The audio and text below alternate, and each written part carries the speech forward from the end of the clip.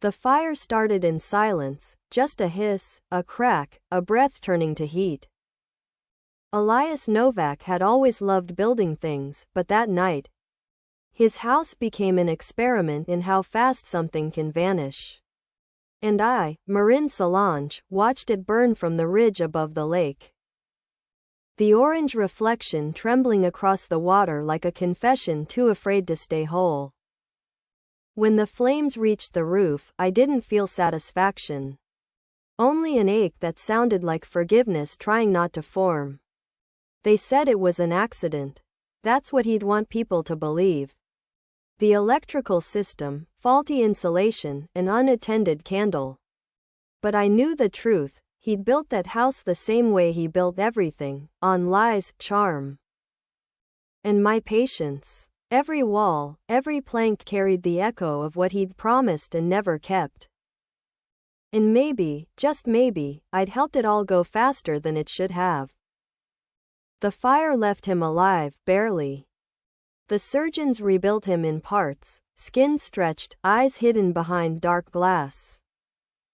Hands too new to remember what they'd done. When he woke, he didn't ask for anyone except me. I went, of course. I always did. Guilt is its own loyalty. He was wrapped in white, a monument of mistakes preserved in gauze. You stayed, he whispered, his voice raw as the smoke that had filled our lungs that night. Of course, I said. You burned my house too. He smiled, small, fragile, real. That was the first time I realized he didn't remember the truth. He thought the fire had taken everything but love. That was the cruelest part. He loved me after the fire. He loved me like a man who believed ruin could redeem him. We moved into a smaller house by the coast, where salt air softened his scars. Every day he rebuilt something. A chair, a birdhouse, a fence. His hands shook, but he said it made the work honest. I painted again for the first time in years, canvases of smoke and light. He'd stand behind me, quiet, tracing my shoulder with fingers that trembled like apology. One night, I found him in the shed, staring at a pile of burned wood he'd salvaged from the old property. It still smells like home, he said. Like us. I touched the charred beams, rough and brittle. You shouldn't keep this, I told him. Some things remember too well. But he couldn't let go. Every day he built something new from those ashes, a table, a frame, even a sculpture. He said he was making beauty from disaster. I said nothing. I knew he was just trying to remind me of who he'd been before everything turned black. Weeks later, while cleaning the studio, I found the blueprint he'd drawn before the fire. It wasn't a plan for the house, it was for a fuse. A mechanism meant to test controlled burn response. My name was written in the margin, beside the words target ignition point. That night, as he slept, I watched him breathing under the soft lamplight. His face, half rebuilt, looked peaceful, almost innocent. I pressed a kiss against his temple and whispered, "You finally made something beautiful." The next morning, the shed was gone. Ashes again, the same orange glow against the sea wind. When he asked me what happened, I looked at him and said, "You shouldn't have taught me how to start a fire." He stared for a long time, then smiled faintly, as if he understood too late. We never rebuilt after that. The garden grew wild around the blackened soil. And every time the wind rose, the smoke from the earth smelled faintly sweet. Like paint, thinner and memory.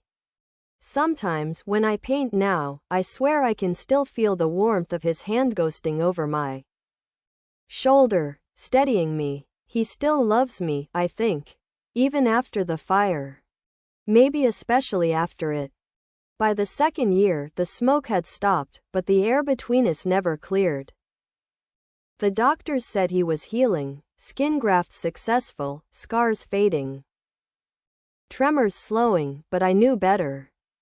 There are wounds that prefer to stay open, just to prove they still exist.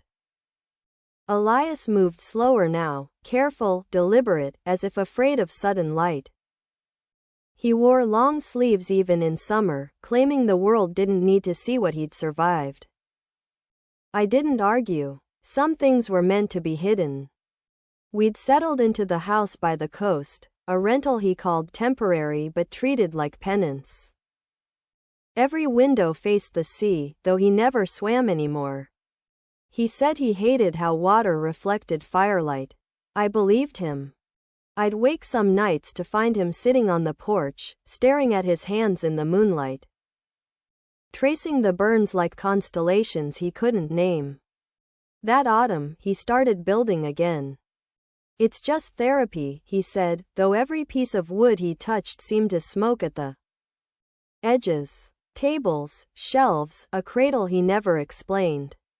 I'd paint beside him, brush against canvas, stroke after stroke, watching him measure every joint like he was trying to rebuild time itself. Then one evening, I found him in the shed again, the rebuilt shed, smaller, quieter, made of driftwood. Inside, the air smelled wrong, burnt sugar and pine sap. He had a small fire lit in a tin bucket, feeding it with scraps of wood from the old house. Above the flame, he'd hung a photograph of us, the one taken before the fire, my hair long, his hand on my shoulder, the future still pretending to be whole. "What are you doing?" I asked. "Testing," he said, smiling softly, eyes catching the light like embers. "You never know what will burn next." That night, I dreamed of the fire again, the hiss, the heat, the color. But in the dream, I wasn't outside watching. I was inside, standing by the window, brush in hand, painting the walls as they burned. I woke to the smell of smoke and found him gone. He came back at dawn, clothes damp, carrying a bundle of blackened wood wrapped in a wet towel. "It's still warm," he said. "The house remembers." I didn't ask which house. Later that week, I began finding small piles of ash on the porch. Perfect circles, no wind, no explanation. The first time, I swept them away. The second time, I left them. By the third, I realized they formed a pattern, spirals, drawn carefully, almost lovingly, like fingerprints of a ritual. He watched me notice. "It's just habit," he said. "Some things repeat themselves." I stared at him, at his calm, burned hands folded neatly in his lap. "Are you trying to start another fire?" He smiled, quiet and slow, like a man who's already watching something burn. "No, Marin," he said. "You are." That night the sea wind blew through the house, carrying the faint scent of smoke that never really left. When I looked out toward the horizon, I swore I saw it, the old house, still burning. Flames moving like breath, refusing to go out. And in its windows, two figures, not fleeing, not fighting, just standing close together, watching the world catch up. By the third year, the fire had followed us, not in flame but in pattern. It lived inside everything he touched, the wood of the porch, the linen of the curtains, even the air between our sentences.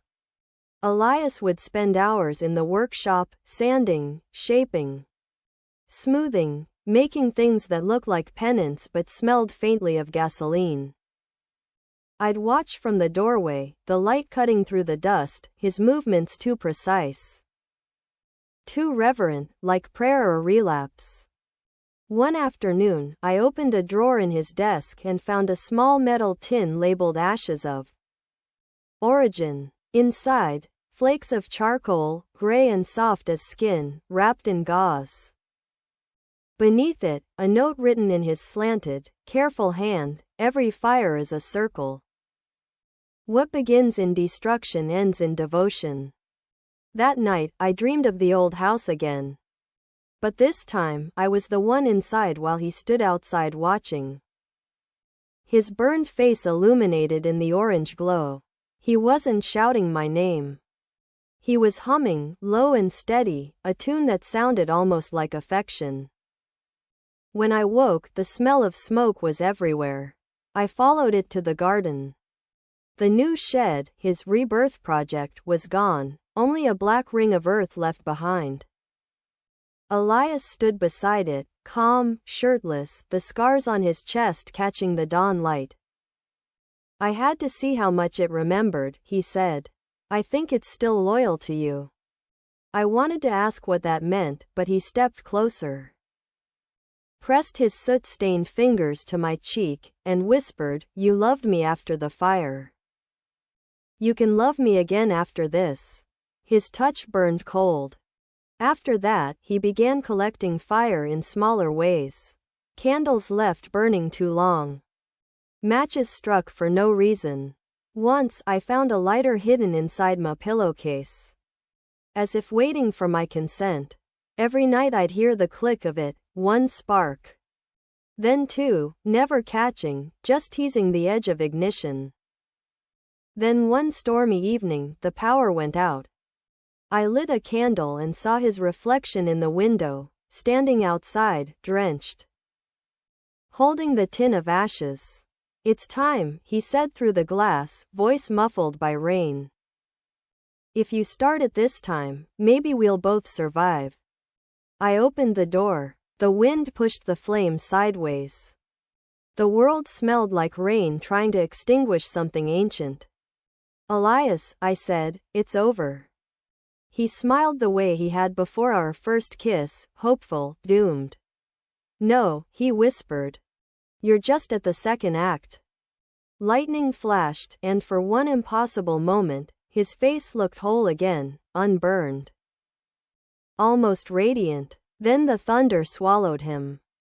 When the light returned, the tin lay at my feet, empty.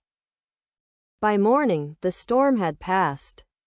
I walked outside barefoot, the earth soft and warm beneath my toes. Where the shed had stood, grass was already growing, lush, green, too fast, too alive. I knelt and touched the soil.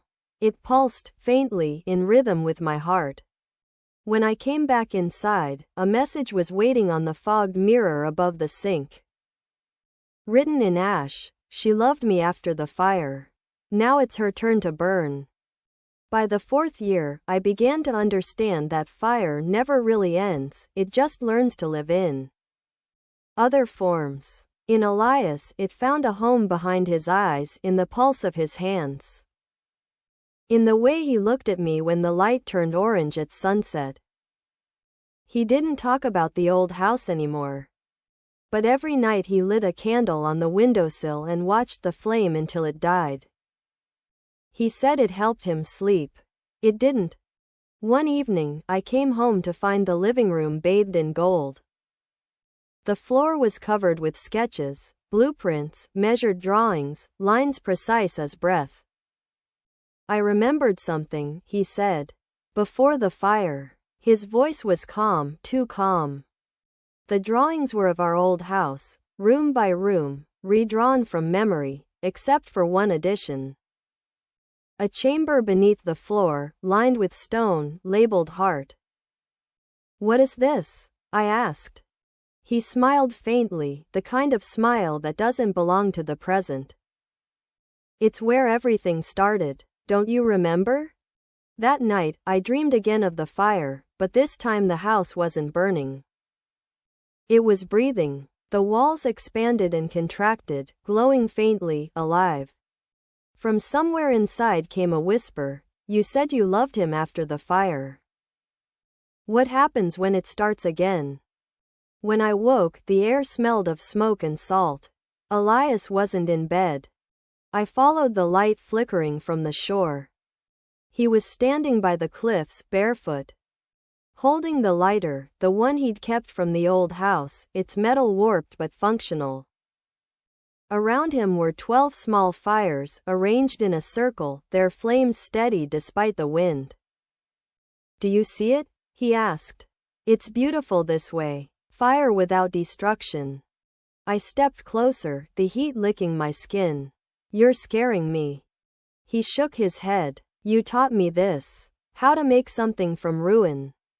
I wanted to say no, that I'd only survived him. Not created him, but the flames pulsed like heartbeats, syncing with mine. Elias, I whispered. Please. He looked at me, eyes bright, wet. You loved me after the fire, he said. Will you love me after this? Then he dropped the lighter. The circle flared upward, white hot. For a moment, everything was soundless, the air folding in on itself. The sky vanishing into light. When the world returned, the circle was gone. So was he. All that remained was the outline of his body scorched into the ground, perfectly intact. Like an artist's signature. I touched the ash and found it warm, almost tender.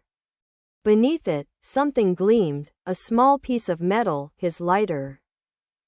Engraved now with words I hadn't seen before, you loved me after the fire. Now we're the same flame. That night, the wind carried the faint scent of smoke through the open window.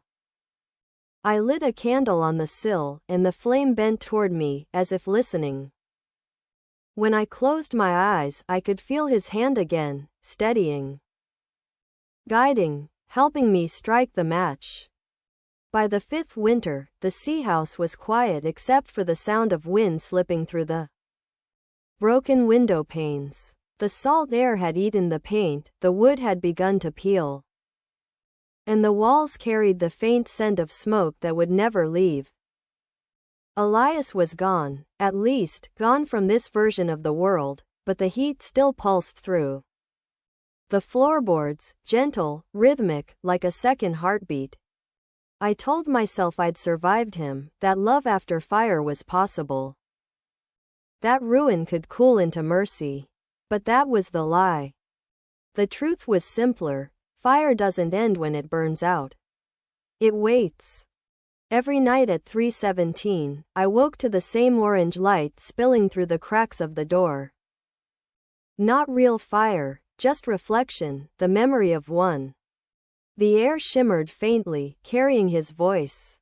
You loved me after the fire, he'd whisper. Do you love what came after that?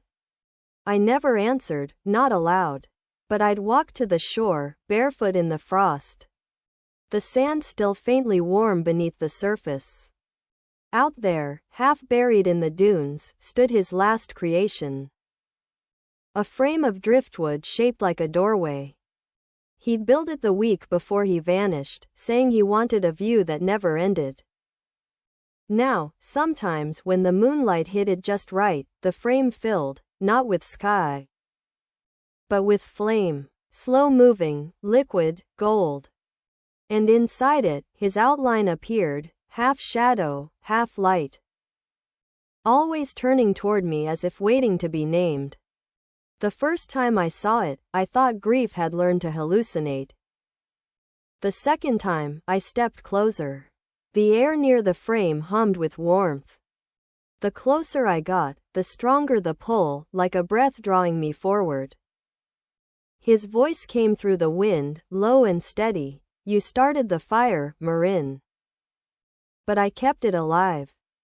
I whispered, you're dead.